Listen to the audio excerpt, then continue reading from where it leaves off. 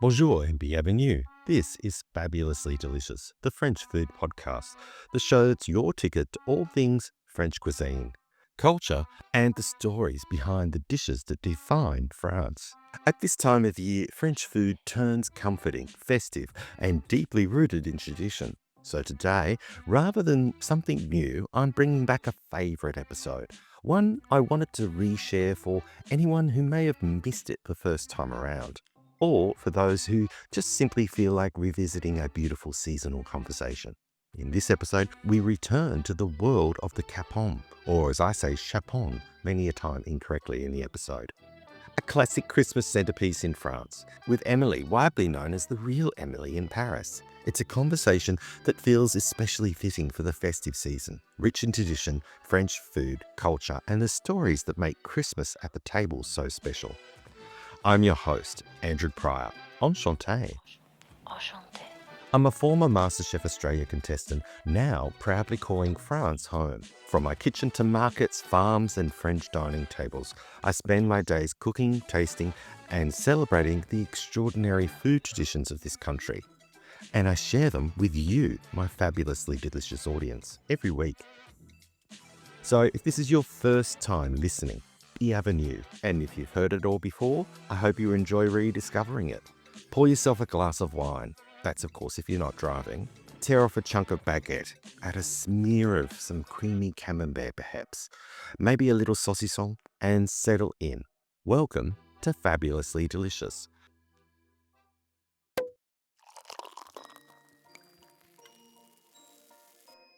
And so on to today's topic, the capon. My first question is around how you pronounce it. So it's spelt Chapon, but that's not how it's pronounced, is it? Well, I think my in-laws say Chapon.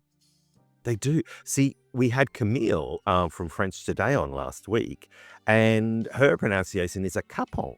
So she doesn't pronounce the H. I'm thinking back, I think they do, but maybe I just invented that. I don't know. Well, no, because I thought it was the chapon too. But then I heard other people tell me it's a capon. So, Well, in the USA, it's called Capon because they don't have the H in the spelling. okay, well, let's go with whichever. We'll go with whichever. You'll say what you say and I'll say what I say. And people can leave comments about what's right or what's not right. Please don't invite people to leave. Oh, no, it's okay. Love comments.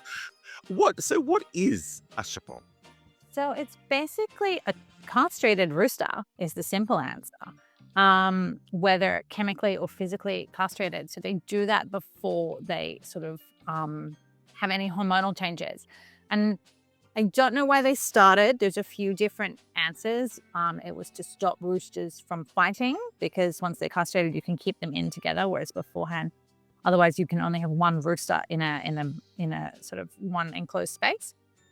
And basically, because they never go through, I guess, their teenage hormone phase, the meat roosters can be quite tough, which is why people use them for, coq au vin or things like that you have to cook for quite a while. So the meat is more fatty and it's more tender, and they grow into a bigger bird. They're given quite a long lifespan before they're prepared for eating. So yeah. And so it's called caponization. It is. See, that's apparently the term for neutering or castrating a rooster. It does make me feel a little bit uncomfortable talking about it. How is the capon different taste-wise to a normal chicken? It's a bit more intense of a flavor. It still tastes quite sort of, chickeny. It's definitely not gamey like a guinea fowl or a pheasant or a pigeon. It's just I think it's just a really nice size bird to do for Christmas. And unlike turkey, it doesn't tend to get as dry. So you don't really have that panic about, because it is still quite a fatty bird. So you don't really have that panic about, how you're going to cook it and keep it dry. It doesn't need a lot of basting. It's usually cooked at quite a low temperature. So it's almost like you're slow roasting the bird for Christmas. Obviously, we eat it at Christmas, but is that the only time you eat a chapon? Uh, I've had it a few other times of the year, but it is mainly a Christmassy type bird. Yeah. The US would probably do turkey for Christmas. The UK do geese. The Aussies do a shrimp on the barbie. It's the French equivalent, is it? It is. Yeah. It's a really Christmassy recipe. In fact, I think this is my 5th Christmas here, and I've never had anything else. So I've never had anything else cooked for me. One year we made some quail, and everyone was a bit shocked. So I think it is what you're supposed to serve on Christmas is a chapon. Yeah, I think it's a very traditional French bird to serve. I mean, I had never seen it anywhere else before. I'd never looked for it, but I'd definitely never seen it anywhere else. I don't think you'd pick one up at the local butcher in Brisbane. And I'd never seen them in London either. So, I mean, London's very turkey or geese. Yeah. It's not cheap when you say you wouldn't get one at the local butchers in Brisbane. I remember when we lived in a second, I went to Rue de Nil, and the butcher there, their chapon was €98 a kilo. Yeah. It's not a cheap bird. Anything up from €50 a kilo is pretty normal. Because it's a big bird, isn't it? Yeah, so usually if you want a little bit of leftovers, you do about 3 kilos for 6 to 8 people. Try and get about 400 grams per person. Yeah, it is. I mean, yeah, it's not a cheap Christmas bird, but the French go all out for Christmas. I mean, they really try, and it's their moment to shine with all the ingredients. Is it like a foie gras? Is the bird force-fed or anything like that? Or does it just naturally just eat a lot because it's been castrated? So that in Spain, sometimes they're force-fed. They do have them in Spain. In France, they're not. That's not part of the plan for them. They get big because they don't really stop growing after they're castrated. Obviously they keep growing for a longer period of time, and some chickens are killed quite quickly, and chapon get a longer time to sort of grow into a big bird. Yeah, I mean, so let's be clear, if you're buying a chapon from a very, from a good butcher, they should have had a longer life and have grown big naturally rather than being force-fed. I can't speak for all the farms, providing them.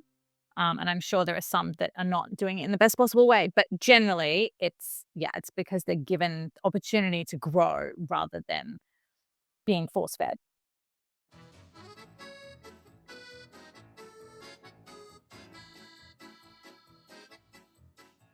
Bonjour, fabulous listeners. Are you ready to take your love of French food and culture to the next level? Join the fabulously delicious Substack newsletter community and unlock a world of exclusive perks tailored for food lovers and Francophiles alike. As a free subscriber, you'll enjoy inspiring content about French cuisine and culture. But for those ready to indulge in even more fabulousness, a paid subscription gives you access to expert restaurant recommendations and honest reviews, exclusive city and regional food guides, plus insider tips on the must-visit places, recipes, products, and insights from my French kitchen, and travels across Europe and beyond. It's your passport to discovering the delicious and the delightful, all with my signature French flair. Don't miss out. Tap the link in the show notes for this episode or visit andrewpryorfabulously.com to subscribe now.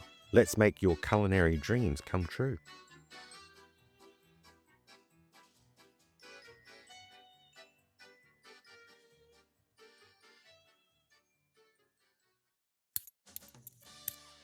I often hear people comment that sometimes the chicken's a bit gamey compared to what they have at home.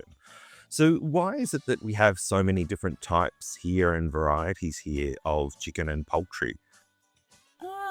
I think people are rearing them in different ways. So this has also become a much bigger discussion in the UK. Farms started doing something called 100-day chicken, and it really made people question, well, okay, that doesn't seem that long, but actually that's a long time in commercial chicken farming to have a chicken from hatching until it's being prepared to be eaten. So I think it really depends. I mean, here I can go to the supermarket and buy a commercial chicken that, just tastes like a chicken you'd get anywhere in Australia. Or I can go to the market and buy an organic chicken, which actually, depending on who you buy from, you can get an organic chicken that is quite gamey and is quite delicate to cook because the chicken's really used its muscles. So it feels a lot tougher actually, and you have to sort of, cook it almost like a rooster. And that's because it's used its muscles. So all really depends on the lifestyle of the chicken. If the chicken's just sitting around doing nothing and doesn't have a lot of space to move, then it's not going to use its muscles and it's going to be, quite soft. I don't know about you, but I never really noticed corn-fed chicken in Australia. We never really had that when I was growing up. Whereas here, you definitely notice there'll be just a white chicken and then there'll be a yellow one as well, and it's been corn-fed. Yeah, I'm not, I can't say that I notice a massive amount of difference to the taste. Uh, but people do seem to have a preference here, whether they like, corn-fed chicken or not. To be honest, c'est m'est égal pour moi. I have no preference. It's all the same, just tastes like chicken. Back to the capon. You briefly mentioned before about slow cooking, but yes, how do you cook a capon? So first thing, bring it home from the butcher. Can stay in the fridge for a couple of days, depending on what the butcher tells you. And the best thing to do before you're going to cook it is let it come up to room temperature before you start cooking it. So don't try and put a really cold piece of meat in the oven. That's not the best way to do it. Make sure some Capon will be quite authentic when they arrive. So be really clear with your butcher whether you want it to come with or without giblets or with or without a head. So just explain to the butcher what you're comfortable with, because a lot of people really like getting the extra bits because they use it for sauce. Anyway, and then it really depends how much effort you want to put into it. So, I mean, there's no shortage of recipes. It's really traditional to stuff it with a mix of, roasted chestnuts, or, I mean, you always serve it with chestnuts at Christmas time. But it's just, you can also either have them on the side or you can stuff it with chestnuts, a mix of sausage meat, maybe with some foie gras, figs. There's so many different stuffing recipes. I am not a huge fan of stuffing. I tend to roast it empty. So just with maybe put a lemon and some herbs in there and a bit of garlic, which is really nice. Make sure that it's really well seasoned. So, rub it with fat or with butter, with oil, with goose fat, whatever you want. I tend to keep the duck fat from when I'm, making duck confit, and just keep that in a jar in the fridge. And then when you're roasting other birds, you can use that to rub on, and use it to do the potatoes as well, which is really nice. Yes. Well, speaking of that, what do you serve traditionally with a capon? So usually seasonal vegetables. We always do fine green beans. We always do chestnuts. And then usually either sweet potato and potatoes, some carrots, anything you want. They're not that big. My family's not that big on Brussels sprouts. I really like them. But Yeah, I do too. yeah, the French don't do the traditional English the same dishes. There's no bread sauce. There's no Yorkshire puddings. They don't have any of that. And they tend to also be quite reserved with the gravy. There's not that sort of last minute panic of making a gravy and keeping the bird warm and et cetera, et cetera. They're very happy to just serve the juices from the bird, but it's generally not reduced down or thickened with corn flour or anything. It's just sort of served as it is, which is really nice. So you've got your bird, you've brought it up to room temperature, you've, covered it in some fat, you've seasoned it really well with salt. It's quite good if you can season inside as well. If you're gonna stuff it, ideally you would make sure that any meat going in the stuffing is already cooked, just for health and safety reasons, and that the stuffing is cold when you put it in. That's what we were taught, and everyone has their own sort of stuffing rules. And then that's it. So in a 160 oven, and there's two schools of thought. There's to have the oven at 200 for either the first 20 minutes or the last 20 minutes of cooking, just to make the skin a bit crispy. But I've done it both ways, and I think it's fine either way. I generally do it 160 from the beginning, and then just do it sort of high temperature right at the end. And that really stops that way the breast of the chicken the chapon doesn't get dry. Will you be cooking a chapon this year at Christmas? We're going to our in-laws, so we'll definitely be having one. Whether I'm cooking it or not depends on whether someone else will look after the children, because they love to sit on the kitchen floor when I'm cooking and really get under my feet.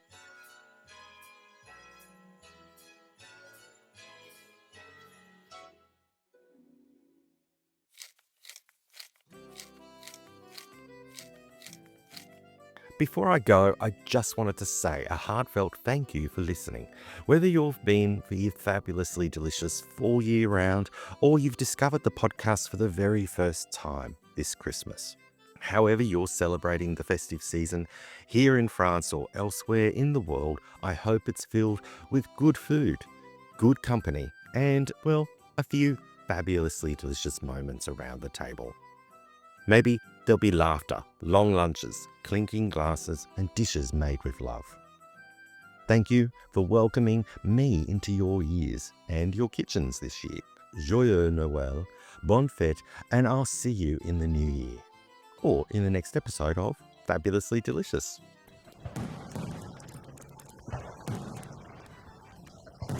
And that's a wrap for this episode of Fabulously Delicious. If this was your first time discovering this episode, I hope it's given you a deeper appreciation for Capon and its special place on the French Christmas table. And if you've heard it, well, all before, I hope it felt just as comforting and delicious to revisit this second time around. Like a favourite festive dish that you keep coming back to year after year. I'd love to hear from you. Is Capon part of your Christmas celebrations? Or was this something entirely new to you?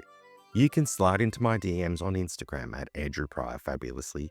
Let's chat about all things French food, festive traditions, and what's on your table this season. Because, well, food really is one of the best ways to bring people together, don't you think? If you enjoyed this episode, please consider sharing it around with your friends, family, or any food lovers or anybody that loves French food and Christmas traditions maybe, as much as we do. And if you're feeling extra fabulous, leaving a review is a wonderful way to help more food lovers discover the podcast. Thank you so much for listening, especially at this busy and festive time of the year. Your love of French food and culture inspires every episode.